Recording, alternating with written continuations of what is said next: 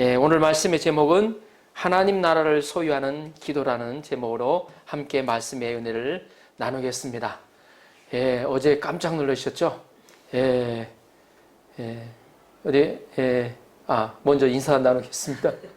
자, 사랑하고 축복합니다. 옆에 있는 분들하고 같이 인사하겠습니다. 또 온라인으로 예배 드시는 분들 사랑하고 축복합니다. 함께 예배 드릴 수 있어서 감사합니다. 어제 많이 놀라셨을 거라고 생각이 듭니다. 진도 6강이었죠?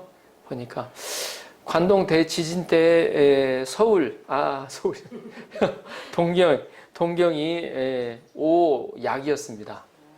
그 정도 보니까 저는 어느 정도 피해가 좀 많을 것 같다는 생각이 들었는데, 우리 고바이상 많이 흔들렸어요? 사이타마는 4 정도 됐다고 그러는데, 4. 동경도 4 정도 됐다. 여기도 4 정도 됐는데, 여기 건물이 별로 그렇게 튼튼하지 않은 것 같아서, 좀, 이거 흔들리고 갔다 갔다 하고 그랬는데, 뭐가 일어나는가, 지금, 한참 좀 했는데, 그래도, 6강이었는데, 그래도 좀 피해가 있지 않을까 생각했는데, 좀 전에 그 피해 상황을 보니까, 다친 분만 120명 이상 정도 된다고, 정말로, 하나님께서 보호하셨지 않는가 하는 생각이 듭니다. 6강 정도 되면 큰 아마 피해가 일어날 것 같은데, 하나님께서 지켜주셔서 감사합니다. 오늘은 하나님 나라를 소유하는 기도라는 제목으로 함께 말씀의 은혜를 나누겠습니다. 하나님의 나라는 하나님이 통치하시는 나라입니다. 우리가 내 안에, 또 우리 안에, 내 가정 안에, 내가 속한 직장과 학교와 사유에, 더 나아가 이 일본 땅에 하나님의 나라가 임하도록 기도해야 합니다.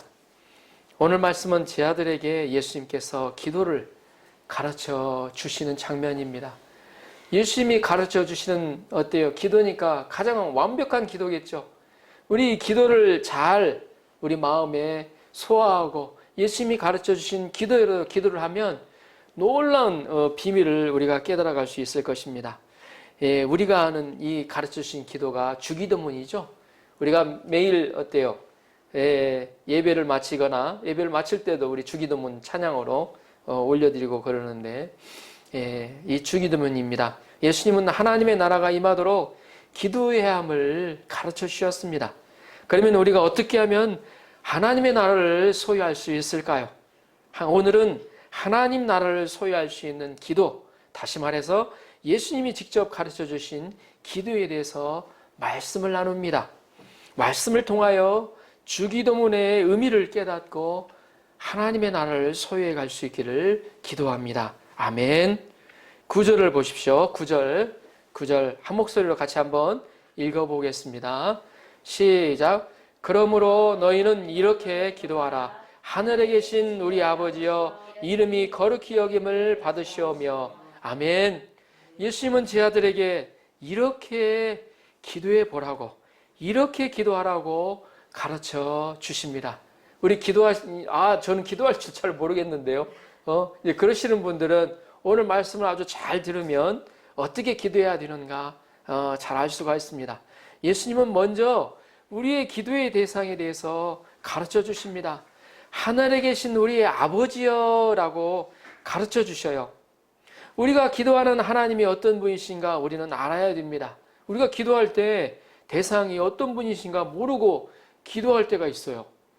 그냥 어때요? 주문처럼. 이게 어때요? 석가모니에게 부처님에게 기도하는 건지, 알라 신에게 기도하는 건지 누구 모를 때가 있어요, 보면. 그러나 우리의 기도의 대상이 예수님이 분명히 가르쳐 주셔요. 하늘에 계신 우리 아버지여. 예수님이 하늘에 계신 나의 아버지여라고 안 하셨죠. 제 아들이 가르치면서 하늘에 계신 우리 아버지여라고 가르쳐 주셔요. 나뿐만 아니라 예수님 자신뿐만 아니라 너희들도 똑같이 아버지가 되신다고 예수님이 가르쳐 주시고 계십니다. 우리 아버지 하면 어떤 이미지가 떠오릅니까? 좋은 이미지보다도 별로 좋지 않은 이미지가 떠오를 수도 있습니다. 아버지는 어때요? 좀 무뚝뚝하죠? 보수적이고 어떻게 보면 맨 어때요? 너희 왜 이렇게 못하냐? 뭐 이래갖고 막 꾸짖기 잘하시고 또 말수도 적어요. 한마디 할 때마다 좀 큰 소리를 치시죠, 보면. 하지만 자녀를 너무나도 사랑하는 보호자요, 책임자입니다. 특히 위험에 처했을 때는 그 아버지의 어때요? 그 본성이 나와요. 이 보호하고자 하는, 자기 자녀를 보호하고자 하는, 자기 자신을 희생하면서까지도 자녀들을 보호하려고 합니다.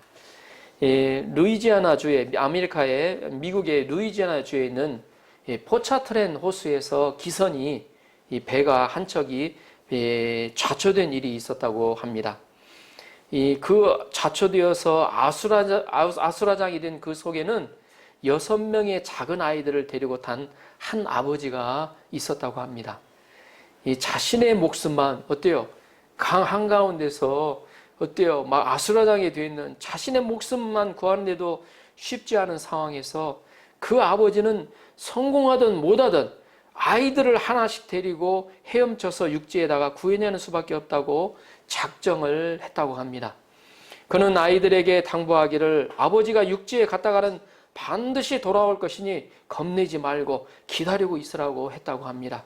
아이들을 하나씩 육지에다 데려다 놓는 아버지의 노력은 아주 필사적이었습니다. 이제는 꼭 한 아이만이 가라앉은 배에 남아있게 되었습니다. 그러나 이 아버지는 5번째 아이를 건져다 놓고는 거의 쓰러질 듯이 기진맥진해 있었다고 합니다. 사람들은 그가 다시 바다로 뛰어드는 것을 만류했습니다. 제발 가지 마세요. 당신도 죽습니다. 그러나 그 아버지는 우리 막내 아들 지미가 아직 배에 있다고, 내 아들 지미에게 아버지가 꼭 돌아오겠다고 약속을 했다고 하면서 바다에 다시 뛰어들었다고 합니다. 간신히 배에까지 헤엄쳐간 그 아버지는 지미에게 바다로 뛰어내려고 했지만 더 이상 기운이 없는 그 아버지는 뛰어내린 아들을 가슴에 껴안은 채로 함께 물속으로 들어가고야 말았다고 합니다. 그리고는 안타깝게도 다시 떠오르지 않았다고 합니다. 자녀를 향한 아버지의 사랑이 얼마나 크고 희생적인가를 잘 알 수가 있습니다. 저도 지금도 저희 아이들을 생각하면 너무나 사랑스럽고 이쁩니다. 눈에서 꿀이 뚝뚝 떨어지는 말이 나온다는 그런 말이 있죠. 마찬가지로 저희를 너무나도 사랑하시고 저희의 완벽한 보호자요 책임자가 되시는 분이 하늘에 계시다는 것입니다. 오늘 찬양을 보니까 우리 고은장이 참 기도를 많이 하는 것 같아요. 제 들어보면 어떻게 꼭 제가 이렇게 말씀을 전하려고 할 때 그에 딱 맞는 이렇게 찬양을 섬겨줘요. 너무나 감사하죠. 저로서는 보면서 찬양을 들으면서 그 하나님의 사랑, 이 하나님의 사랑을 느끼며 한번 보십시오. 이 세상에서 험하다고 그러잖아요. 그래도 가장 믿을 사람들은 자기 부모, 형제라고 그러잖아요. 왜냐하면 자기 부모, 형제 위에는 자기를 유해적으로 사랑할 사람이 없거든요. 그런데 한번 보세요. 하나님은요, 지금도 하늘 위에서 나를 보호하시고 지키시고 사랑해 주시는 분이라고. 우리는 성경에 그렇게 써 있습니다. 심지어 자기 가장 사랑하는 독생자까지도 희생하실 정도로 사랑하셨다는 그 사랑하시는 주님이 내가 가는 곳마다 어디를 가든지 그 하나님이 사랑하시는 그 하나님의 사랑을 내 마음에 간직하는 사람이라면 나의 삶이 얼마나 마음이 평안이 오겠습니까? 서로 설사 갑자기 지진이 일어나서 무슨 일이 일어날지 모르는데 내 인생 가운데서도. 그러나 그럴지라도 하나님 그 하나님을 믿는 사람은 마음의 평안 가운데 살게 돼 있어요. 그 아버지가 하늘에 계신 아버지라는 것을 예수님이 분명히 밝혀주고 계세요. 하나님 아버지는 하늘에 계심으로 우리 육안으로는 볼 수 없고 우리가 인간 세계를 초월하여 존재하시는 분이십니다. 하늘에 계신 아버지는 우리의 육신의 아버지가 아니에요. 육신의 아버지는 이게 보이는 육신의 아버지는 3차원의 한계를, 시간과 공간의 한계를 가지고 있습니다. 시간이 지나면 죽게 되어 있습니다. 저도 시간이 지나면 죽습니다. 그러나 하늘에 계신 아버지는 영원히 살아계시는 분이시요 3차원의 한계가 없으신 분이십니다. 그 하나님 아버지는 우리에게 당신의 형상을 주신 창조주 아버지가 되십니다. 우리를 얼마나 정성스럽게 만들고 만들어주신 그 하나님. 그러니까 우리에게 얼마나 애착을 많이 가지고 계시겠어요. 어떤 분은 기도하면서 하나님이 기도를 해도 우리 기도를 들어주시지 않을 것처럼 하나님을 매우 인색하신 분으로 생각하시는 분들이 있습니다. 그러나 하나님은 인색하신 아버지가 아니라 우리의 기도를 들어주시되 풍성히 들어주시는 아버지가 되십니다. 에베소서 3장 20절에서는 그 아버지 하나님을 이렇게 표현하고 있습니다. 우리 가운데서 역사하시는 능력대로 우리가 구하거나 생각하는 모든 것에 더 넘치도록 능히 하실 분이라고 표현하고 있습니다. 아멘. 우리가 구하거나 생각하는 모든 것에 어때요? 그대로 주는 게 아니라 더 넘치도록 주신다는. 아버지는 아들이 떡을 달라고 하는데 떡을 주시지 돌을 주시는 분이 아니십니다. 생선을 고기를 달라고 하는데 맛있는 고기를 주시지 뱀을 주시는 분이 아니시다는 것입니다.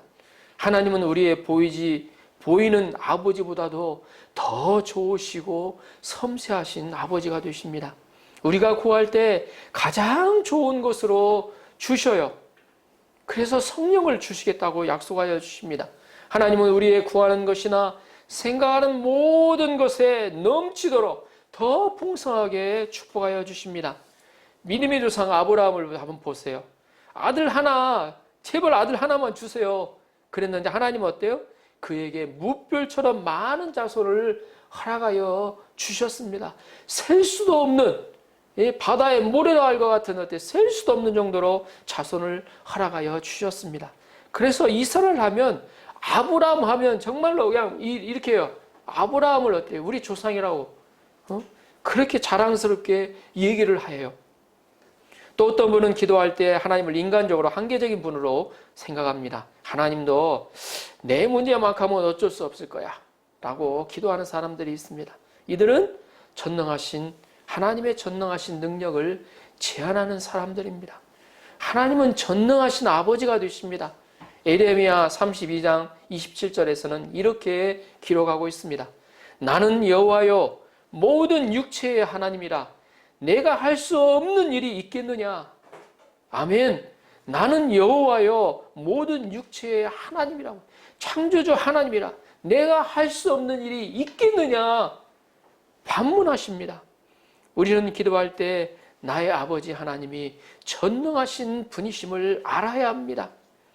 하나님은 전능하시다는 뜻에는 인격적이라는 뜻이 있습니다. 예수님이 믿으셨던 하나님은 매우 인격적인 아버지가 되십니다. 인격적인 아버지이시기 때문에 당장 어때요? 기도를 해도 들어주시지 않을 때가 있습니다. 하나님 아버지는 우리의 믿음이 성장하기까지 기다리십니다. 하나님은 아브라함의 기도를 당장 들어주시지 않으셨죠? 제발 아들 하나만 주세요 했는데 그의 믿음이 성장하기를 오래 참고 기다리셨다는 겁니다. 우리는 어때요? 이 믿음 가운데 하나님의 약속의 말씀을 믿고 기다리는 거예요. 인내하는 거예요. 아들을 주시는데 몇 년이 걸렸죠? 25년이 걸렸어요. 25년이면 강산이 2번 반편한다고 그러죠. 무별처럼 많은 자손을 주시는데도 400년이 넘게 걸렸습니다. 그러나 시간이 걸렸을지 몰라도 신실하게 약속대로 하나님이 응답하여 주셨다는 것입니다. 성경에 어떻게 기록되어 있어요. 우리 재판관은 우리 판사들 얘기하죠. 죄인에게는 어때요? 아주 무서운 존재죠. 왜냐하면 판사가 어때요? 너 몇 년 하면 그에 따라서 어때요? 감옥에서 생활을 해야 되기 때문에. 그러나 그런 재판관일지라도 판사라고 할지라도 아들에게는 어때요? 아들에게는 단지 아버지일 뿐이에요. 한 나라를 호령하는 대통령도 총리도 국무총리도 그 아들에게는 다만 아버지일 뿐입니다. 하나님은 천지를 창조하신 창조주가 되십니다. 그러나 우리 자녀에게는 사랑스러운 아버지입니다. 예수님은 하나님을 아빠, 아버지라고 부르셨습니다. 아바, 아버지라고. 하나님은 우리의 아버지로 우리를 자녀처럼 사랑하여 주십니다. 하나님은 우리의 모든 문제를 책임지시고 해결해 주시는 분이십니다. 우리가 구하기도 전에 우리에게 있어야 할 것을 아신다는 거예요. 하늘에 계신 우리 아버지는 탕자의 아버지처럼 사랑이 풍성하신 아버지가 되십니다. 한번 보세요. 탕자 보세요. 예, 아버지 크니까 나의 재산, 내 몫을 주세요. 해갖고 어때요? 멀리 가가지고 다 탕진하잖아요. 다 소비해버려요. 그리고 나서 때 거지꼴로 왔을 때 예? 아버지가 어떻게 해요? 아이고 저런 놈 보통 사람 보면 네가 다 탕진했으니까 너는 네 알아서 살아. 그렇게 하지 않으셨죠. 예? 항상 그 아들에 대한 어떤 애타는 심령으로 얼마나 고생하고 있을까. 염려하면서 걱정하면서 그 아들이 오기만을 멀리서 바라보고 그 아들의 모습이 보이자 막 달려가서 어때요? 끌어안고 어때요? 자신이 어때요? 가장 사랑하는 어때요? 좋은 옷을 입히고 또 어때요? 잔치를 벌이고 그렇게 하시죠. 우리 아버지는 매우 좋으신 아버지입니다. 우리의 기도를 들으시는 좋으신 아버지가 되십니다. 예수님은 제 아들에게 기도를 가르쳐 주시면서 그 하나님이 하늘에 계신 하나님이 우리의 아버지이심을 깨우쳐 주십니다. 우리는 반드시 하나님의 때에 우리의 기도를 들으시고 응답하시는 아버지를 신뢰함으로 기도해야 합니다. 때로는 인내함으로 기도해야 합니다. 한 가지 한 가지 기도의 체험이 쌓여갈 때 우리는 그 하나님 안에서 참된 평안을 누릴 수가 있습니다.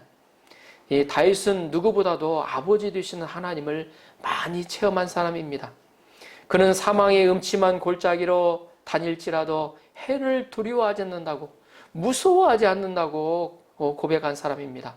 왜냐하면 항상 그 어때요? 무섭고 두려워하는 그 어때요? 사망의 음침한 골짜기 가운데서도 내 아버지가, 하늘에 계신 내 아버지가 지켜주실 것을 믿었기 때문입니다. 그래서 그는 이렇게 고백합니다. 내 평생에 선하심과 인자하심이 반드시 나를 따르리니 내가 여호와의 집에 영원히 살리로다. 아멘. 이 고백이 저와 여러분의 고백이 되시도록 축복합니다. 그는 하나님 아버지로 인해 많은 환난 가운데서도 천국을 누리고 맛본 사람입니다. 우리가 인생을 살다 보면 좋은 일만 많이 일어나는 게 아니잖아요. 예? 갑자기 어제처럼 어때요? 지진이 일어나기도 하고, 예? 지진이 일어나서 어때요? 내가 어떻게 될지 무슨 일이 벌어질지 몰라요 보면. 그럴 때 보면 어때요? 언제 일어날지 몰라서 항상 두려워하고 어때요? 예? 무서워하면서 살아야 되겠습니까? 예? 어떤 목사님이 얘기를 할 때 인생의 근본 문제는 불안이래요. 미래가 어떻게 될지를 모르기 때문에 항상 불안 가운데 사는. 근데 그 하나님을 믿는, 나의 보호자가 되시는 그 하나님을 믿는 삶은 어때요? 그 불안이 없어지기 때문에 어떤 상황 가운데서도, 비록 어때 일이 잘 안 되는 상황 가운데서도 어때요? 하나님이 어때요? 이런 가운데서도 뭔가 선한 뜻이 있다는, 계획이 있다는 것을 어때요? 생각하고 그 하나님을 믿으면서 마음의 평안을 누려간다는 거예요. 이게 다릅니다, 보면. 이게 삶이 달라요. 그래서 신앙을 가진, 정말로 하나님을 믿는 그 신앙을 가진 삶과 신앙이 없는 삶은 차이가 엄청나요. 특히나 어디에서 차이가 많이 나냐면 고난을 당할 때, 사람이 어려움에 처할 때. 보통 때는 뭐 그런 게 없어요.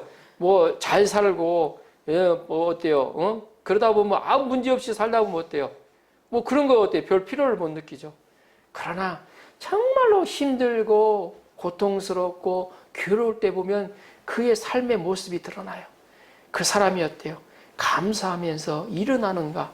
아니면 어때요? 왜 내게 이런 어때요? 나에게만 이런 고통이 왔는가 생각하면서 항상 불평불만하면서 살아가는가? 그의 삶의 방식이 틀려져요.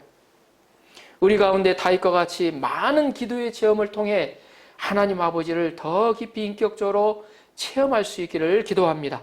하나님 나라를 누려가는 저와 여러분이 되시도록 축원합니다. 아멘. 9장 하반절을 보십시오.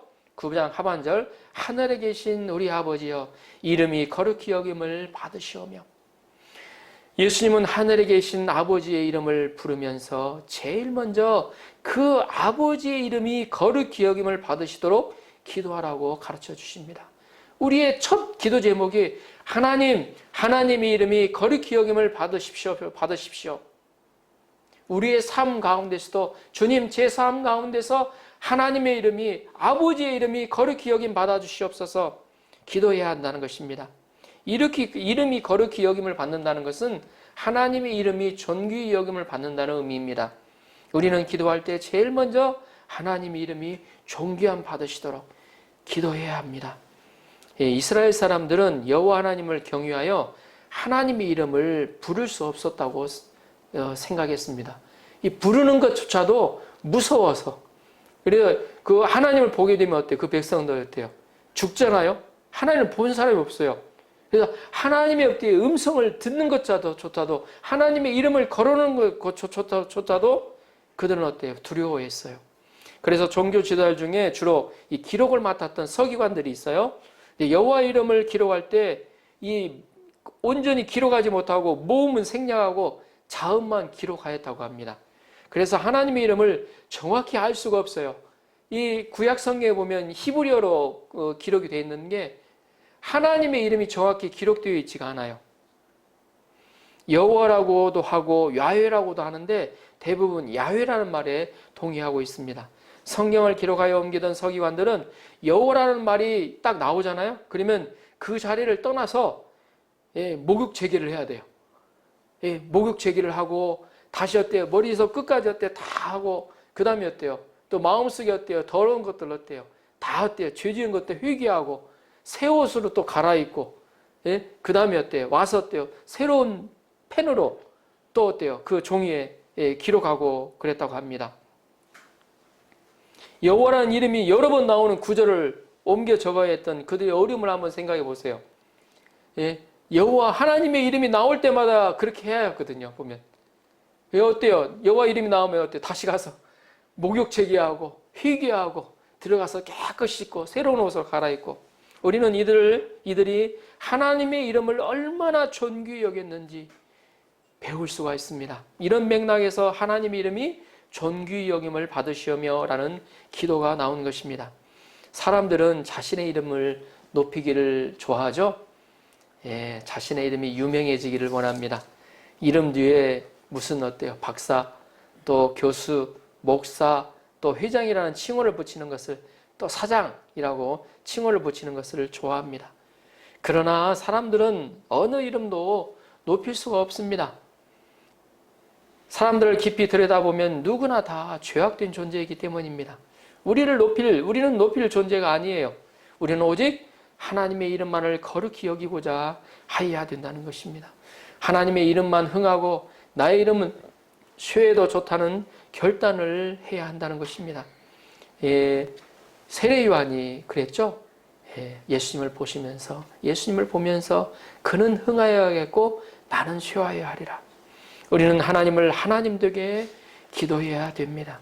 하나님이 하나님으로 대접받게 기도해야 합니다. 우리는 모든 일을 통하여 나의 모든 행동을 통하여 하나님의 이름을 높이도록 기도해야 합니다. 하나님이 홀로 하셨다고 말할 수 있어야 됩니다. 하나님의 모든 관심은 하나님의 이름이 높임받는 데 있습니다. 우리는 하나님의 이름이 땅에서 거룩히 여김을 받도록 기도해야 합니다. 우리가 거룩하게 삶으로 하나님의 이름이 거룩히 여김을 받도록 기도해야 한다는 것입니다. 이 아하방, 북이스라엘에 아하방이라는 사람이 있었습니다. 그 시대의 우상 숭배자들로 인해 하나님의 이름은 땅에 떨어졌습니다. 그 위에 있는 어때요? 지도자들이 우상을 섬기어서 어때요? 하나님 외에 다른 것을 섬겨요. 이스라엘 백성이었는데도 다른 걸 어때요? 우상을 자꾸 세우고 또 어때요? 이세벨이라는 어때요? 또 그 각시가 그 여왕이죠. 여왕이 또 다른 나라 또 그 우상을 가져와서 또 섬겨요 보면. 이로 인해 어때요? 하나님을 섬기지 않고 다른 어때요? 하나님이 아닌 우상을 섬기게 됐어요. 엘리야는 850명의 바알 아세라 선지자와 갈멜산 그 산상에서 싸웠습니다. 이때 엘리야의 기도 제목은 아주 단순했어요. 여호와가 전능하신 하나님이신 것을 알게 해달라고 기도하였습니다. 하나님은 기도를 들으시고 불을 내려서 재물을 사르심으로 하나님의 이름을 거룩히 드러내셨습니다. 모세는 여호와의 이름을 위해서 우상 숭배하는 자들을 용서하도록 기도하였습니다. 기도를 통하여 사람을 드러내기보다는 하나님의 이름이 드러나게 해야 합니다. 살아계신 하나님이 드러나도록 기도해야 합니다. 예수님은 우리가 예수님의 이름으로 무엇이든지 기도하면 하나님은 우리의 기도를 들어주신다고 하셨습니다. 아들로 인하여 아버지가, 그 아들의 이름을 통해서 아버지가 영광을 얻으시게 하기 위해서입니다. 우리는 우리의 기도 제목을 통하여 하나님의 이름을 이 땅에서 거룩히 여김을 받도록 기도해야 합니다. 이 땅에서는 하나님의 형상을 가진 신자들의 죄악으로 말미암아 하나님의 이름이 더럽혀져 가고 있습니다. 우리가 사는 이 땅은 우리가 있는 가정이고 교회이고 직장입니다. 우리가 하나님의 이름을 거룩히 여김을 받게 하려면 우리 성도들이 어때요? 먼저 모범을 보이고 거룩한 삶을 살도록 기도해야 한다는 것이죠. 우리의 삶이 거룩해야 하나님의 이름이 거룩히 여김을 받습니다. 목회자는 성도들보다 더욱 거룩한 삶을 살도록 기도하고 또 살아야 됩니다.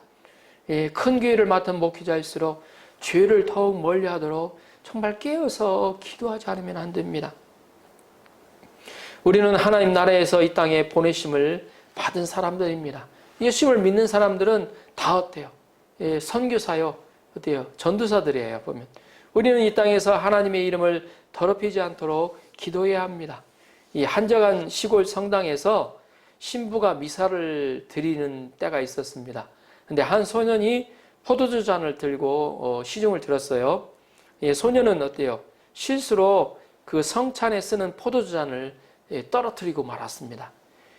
떨어뜨리니까 어때요? 잔은 어때요? 깨어지고 포도주는 다 흘러버렸습니다.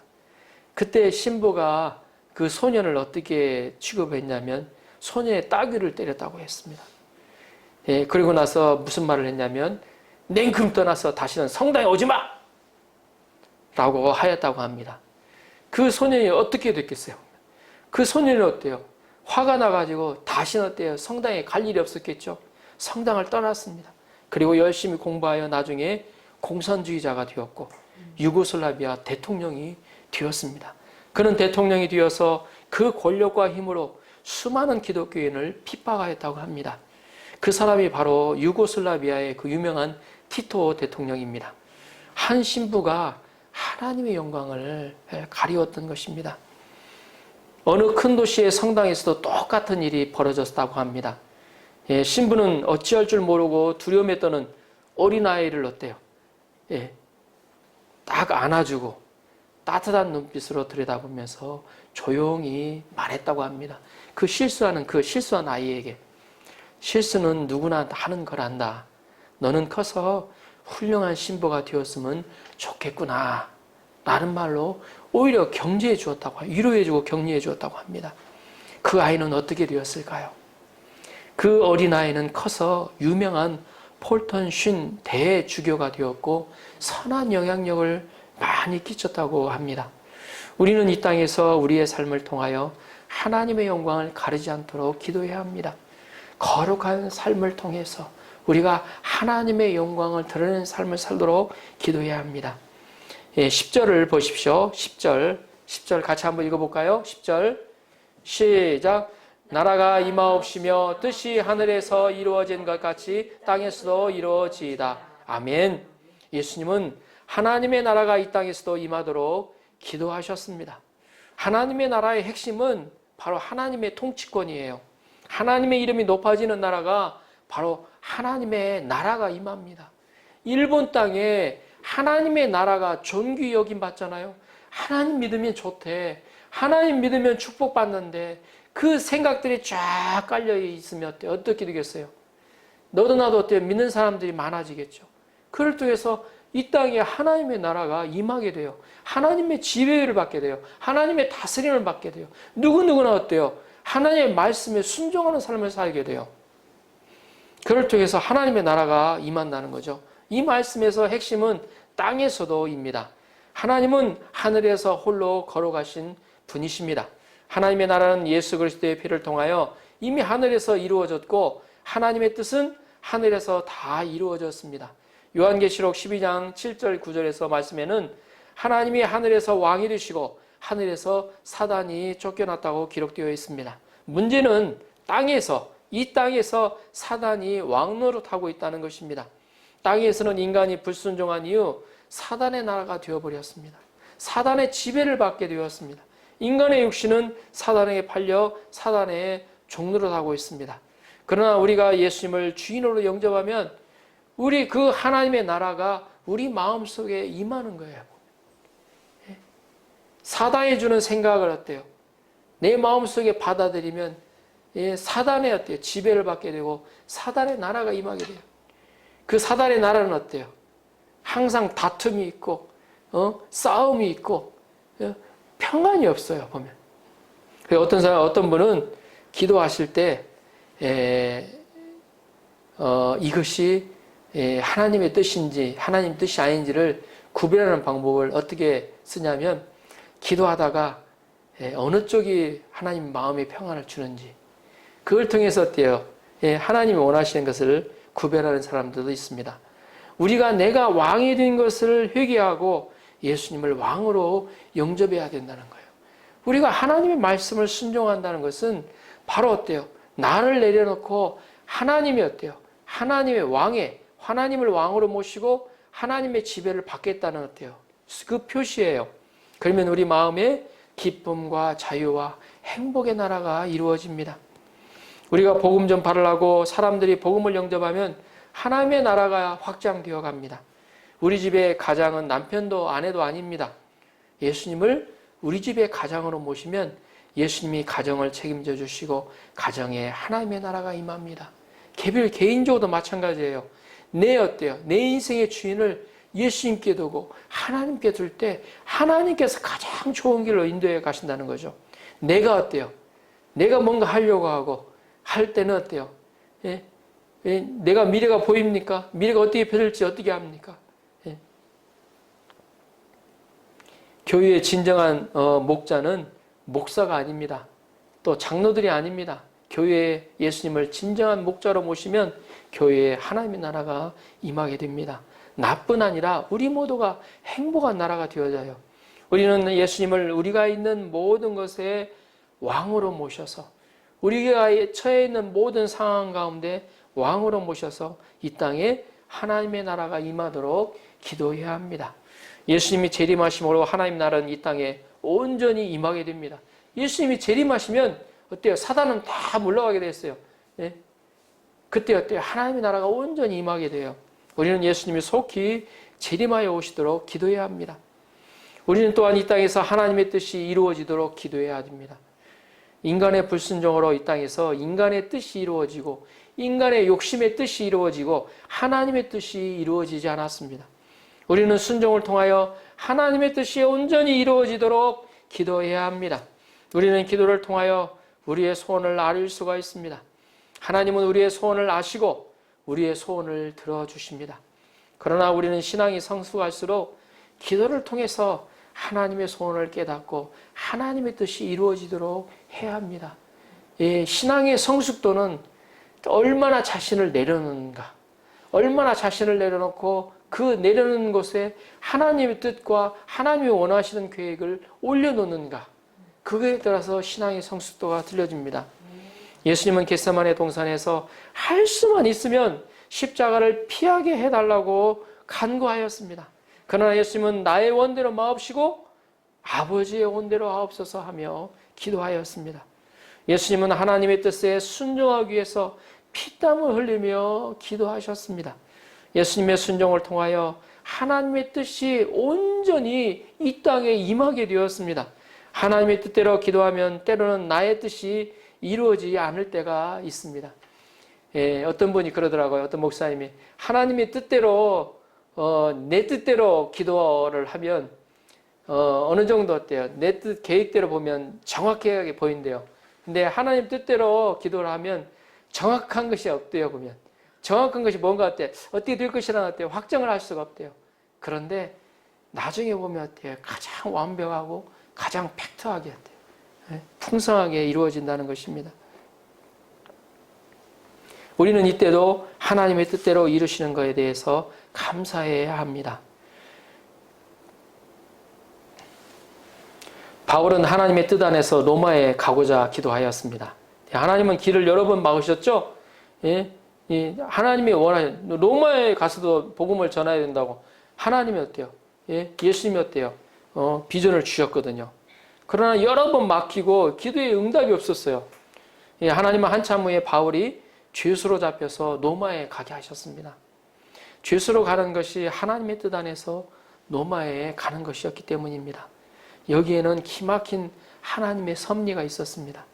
유대인들 가운데 40여 명이 바울을 죽이기 전에는 먹지도 마시지도 않겠다고 맹세한 자가 40여 명이 있었습니다. 만약 바울의 기도대로 속히 로마에 갔다면 바울은 아마 그들에게 죽었을 것이라고 합니다. 바울은 죄수지만 로마의 천부장과 군병들의 삼엄한 호위를 받게 하셨습니다. 보병이 200명, 창병이 또 200명, 그리고 말탄 기병이 70명이나 바울을 어때요? 호위해서 가게 하셨어요. 그래서 누구도 어때요? 로마에 갈 수 있는 어때요? 안전한 길을 하나님 만들어 놓으셨다는 거죠. 그것뿐만이 아닙니다. 바울은 함께 배를 타고 가는 사람들에게 복음을 전하게 하셨어요. 바울과 배를 타고 같이 간 276명에게 복음을 전하게 하셨다는 겁니다. 가다가 잠시 들린 멜리데 섬에서 그곳의 추장과 마을 사람들에게도 복음이 전하게 하셨습니다. 결론적으로 하나님은 하늘에 계신 우리의 아버지가 되십니다. 영원한 나의 아버지가 되십니다. 그 하나님은 하나님이 통치하시는 나라를 잃어버린 죄악된 인간들을 위해 자기의 가장 사랑하는 독생자를 희생하신 분이십니다. 그로 인해 하나님 나라에 들어가는 길을 활짝 열어놓으셨어요. 우리는 그 하나님의 이름이 존귀히 여김받도록 먼저 기도해야 합니다. 내 안에, 또 우리 안에, 그리고 교회 안에, 우리가 속한 직장과 학교와 모임 안에, 우리가 사는 이 땅 안에, 일본 땅 안에 하나님의 나라가 임하도록 기도해야 합니다. 그리고 하나님의 뜻이 이 땅에서 온전히 이루어지도록 기도해야 하겠습니다. 예수님은 하나님의 나라가 이 땅에 벌써 임하였다고 말씀하셨습니다. 우리가 적극적으로 기도함으로 하나님의 나라를 얻고 누려가는 저와 여러분이 되시도록 축복하며 기도합니다. 아멘.